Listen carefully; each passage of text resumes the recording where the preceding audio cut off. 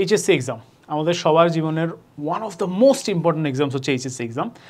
HSC এক্সামে ভালো result করা, এইচএসসি এক্সামে একটা যথেষ্ট সম্মানজনক রেজাল্ট করা আমাদের সবার জীবনে অনেক অনেক ইম্পর্টেন্ট। কারণ এই এইচএসসি রেজাল্টের উপরে আসলে অ্যাডমিশন এবং অ্যাডমিশনের উপরে আসলে তোমার ক্যারিয়ার কোন দিকে যেতে পারে, কোন মানে তুমি ফ্লোতে তুমি যাওয়া, সব কিছু আসলে মোটামুটি ডিসাইড হয়ে যায়। সো এইচএসসিতে আরেকটা ইম্পর্টেন্ট জিনিস হচ্ছে এ প্লাস পাওয়া। যদি আমি বিশ্বাস করি না যে এ প্লাস পাওয়া জীবনের সব কিছু, এ প্লাস না পেলে জীবন শেষ, তুমি মরে যাবা, I don't believe in that. But তারপরও আফটার অল কিন্তু তোমার এইচএসসিতে এ প্লাস পাওয়াটা কিন্তু আসলে খুবই ইম্পর্টেন্ট একটা ইস্যু। এবং অনেক জায়গায় তুমি দেখবা যে তুমি যদি জিপিএ 5 না পাও তাহলে তুমি হচ্ছে দেখবা পরীক্ষা দিতে পারবে না। So it's a big loss for you. So এইচএসসিতে যদি তুমি এ প্লাস পেতে চাও তার জন্য কিছু টিপস আজকে শেয়ার করি, কিছু খুবই রাফ অ্যান্ড টাফ টিপস। তোমাকে আমি কোনো আহামরি মানে তুমি জাদুর চেরা ধরাই দিব না, হয়তো দিতে পারি শেষের দিকে ভিডিওর, বাট এই মুহূর্তে আমি তোমাকে কিছু রাফ অ্যান্ড টাফ টিপস দিই। আচ্ছা, ফার্স্ট অফ অল টিপস হচ্ছে ভাই, তুমি যদি এ প্লাস পেতে চাও, তুমি যদি ভালো মার্কস পেতে চাও, তাহলে তোমাকে আগে এমসিকিউতে বস হইতে হবে। বস এমসিকিউ তুমি ভালো পারো না, তোমার প্রত্যেকটা সাবজেক্টে যে এমসিকিউ আছে, সায়েন্স সাবজেক্টগুলো 25টা করে, অন্যগুলোতে 30টা করে, এই এমসিকিউতে তোমাকে ভাই কোপটা মারতে হবে। তোমার যদি এমসিকিউতে সায়েন্স সাবজেক্ট 25 যদি তুমি বাই চান্স 20-এর কম পেয়ে যাও, তোমার জন্য এ প্লাস আনা খুবই ডিফিকাল্ট। ঠিক আছে, খুবই difficult. It's a very harsh truth, but খুবই ডিফিকাল্ট। তুমি যদি মনে করো যে আমি 25-এ 20 পেয়ে ওইখান থেকে নাম্বার তুলে পেটেল দিয়ে এ প্লাস পেয়ে যাবো, পেতে পারো, ফাইন, বাট ভেরি ডিফিকাল্ট। আমি মনে করি যে 25-এ অ্যাটলিস্ট তোমার সায়েন্সের কী এমসিকিউ আসে বাবা, ভেরি সিম্পল ইজি এমসিকিউ আসে। তুমি যদি ভালো মতো বই পড়া থাকে, প্র্যাকটিস করে যাও, টেস্ট সলভ করে যাও, অফকোর্স তুমি এগুলো পারবা। অ্যাটলিস্ট 22টা হওয়া উচিত। ঠিক আছে, তারপরে তোমাকে অন্য দিকে ফোকাস করতে হবে। সুতরাং 20টার উপরে তো মাস্ট, 20টার উপরে পাওয়া একদম মানে ফরজের মতো যদি তুমি এ প্লাস পেতে চাও। তাহলে ফার্স্ট থিং ফার্স্ট তোমাকে কী করতে হবে ভাইয়া, এমসিকিউতে ভালো হতে হবে। ঠিক আছে, এমসিকিউতে কীভাবে ভালো করতে হবে আলাদা ভিডিও আছে, আমার ভিডিও আছে, দেখে নিও। আচ্ছা, নাও সেকেন্ড থিং, জ্ঞান অনুধাবনে ভালো মার্কস পাইতে হবে। এই জিনিসটা না অনেক ইম্পর্টেন্ট একটা ইস্যু, যেটা পোলাপান ভুলে যায়। আমি আমার স্টোরি শেয়ার করি। আমি একটা সময় এরকম ছিল যে সৃজনশীলে আমি খুব একটা ভালো মার্কস তুলতে পারতাম না। হ্যাঁ, 10-এর মধ্যে দেখা যেত যে আমি কখনোই 6-এর বেশি তুলতে পারতেছিলাম না, এরকম একটা সিচুয়েশন হয়েছিল, স্পেশালি বাংলাতে। কারণ আমার বাংলা লেখা খুব স্লো, বাংলা লেখা খুব বাজে। তোমরা দেখতে পারতেছো আমি বেশিরভাগ ইংলিশ ওয়ার্ড ইউজ করি, কারণ সব যদি বাংলা লিখতাম তোমরা কী লেখা আছে বুঝতে পারতাম না কিছু। সো বাংলা লেখা যেহেতু আমি মার্কস তুলতে পারতেছিলাম, তখন আমি ডিসাইড করলাম যে ভাই সব বাদ, আমি প্রত্যেকটা সৃজনশীলে 3 মার্ক আমার তো কনফার্ম, 3 মার্ক আমার কমন আসতেছে।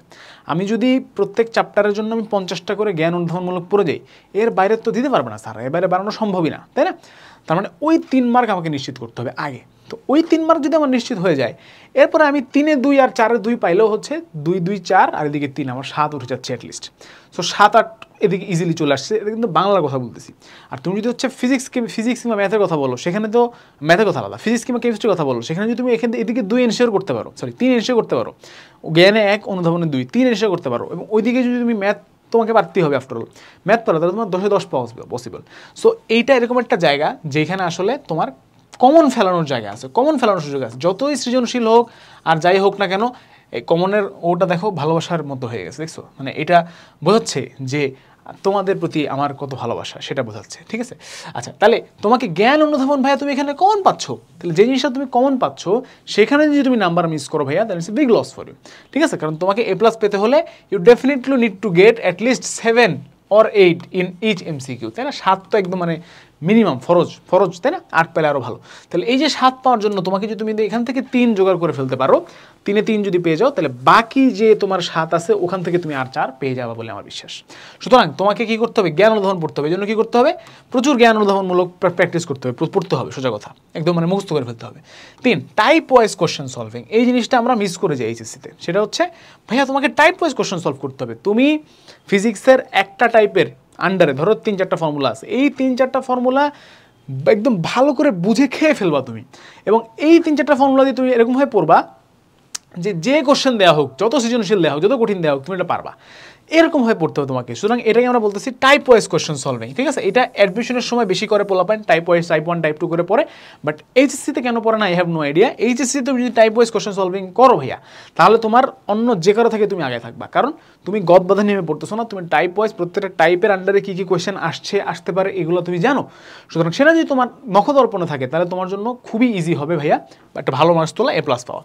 Last but not the least, this is the most important thing. এইচএসসিতে বিগত বছরের কোয়েশ্চেন সলভিং, যেটাকে made easy solving, test paper solving, whatever যেই নামই দেও না কেন তোমরা, this is the most important thing.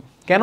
কারণ তুমি যদি গত 10 বছরের 10 বছর বাদ দাও, জাস্ট 5-6 বছরের সমস্ত বোর্ডের সমস্ত কোয়েশ্চেন সলভ করে যাও, তাহলে তুমি এর বাইরে আসলে যাওয়া পসিবল না টিচারদের পক্ষে। এমসিকিউতে যাওয়া পসিবল, বাট রিটেনে স্পেশালি যে টাইপ ওয়েস্ট কোয়েশ্চেন সলভিংয়ে এর বাইরে আসলে কোনো কোয়েশ্চেন আসা পসিবলই না।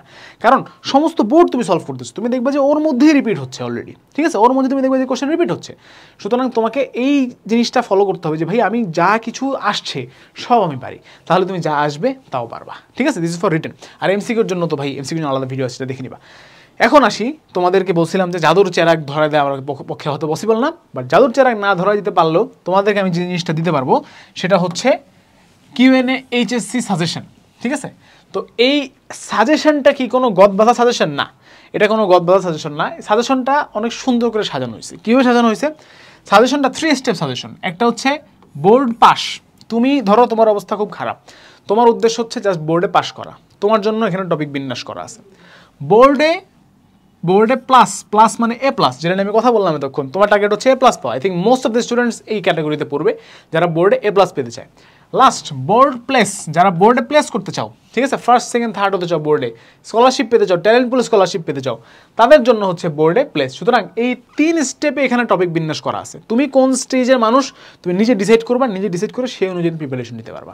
ওকে, আচ্ছা, এই যে দেখো জ্ঞান ও অনুধাবনমূলক অংশে আলাদা সাজেশন। ভাই দেখো এইখানে এটা লেখা আছে দেখে আমি এটা এখানে লিখছি, ব্যাপারটা এরকম না। এটা আমি তুমি যদি আমাকে পার্সোনালি কোনো সাজেশনের জন্য আসো, আমি তোমাকে এটাই বলবো যে ভাই জ্ঞান অনুধাবনমূলকে ভালো নাম্বার তুলতে হবে তোমাকে, ঠিক আছে।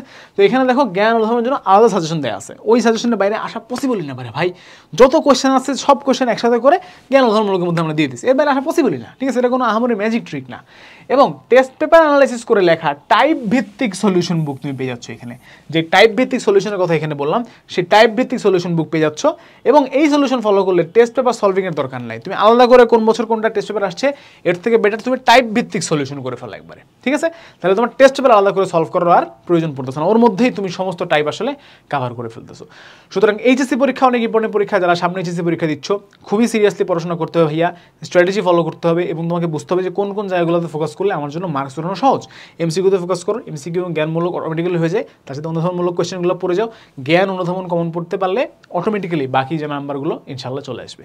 সো একটু স্ট্র্যাটেজিক্যালি পড়ো, সিস্টেম ওয়াইজ পড়ো, ইনশাল্লাহ ভালো নাম্বার আসবে এবং এ প্লাস আসবে ইনশাল্লাহ এইচএসসিতে। তো আজকে ভিডিও এই পর্যন্তই, সবার জন্য শুভকামনা, আল্লাহ হাফেজ, থ্যাংক ইউ।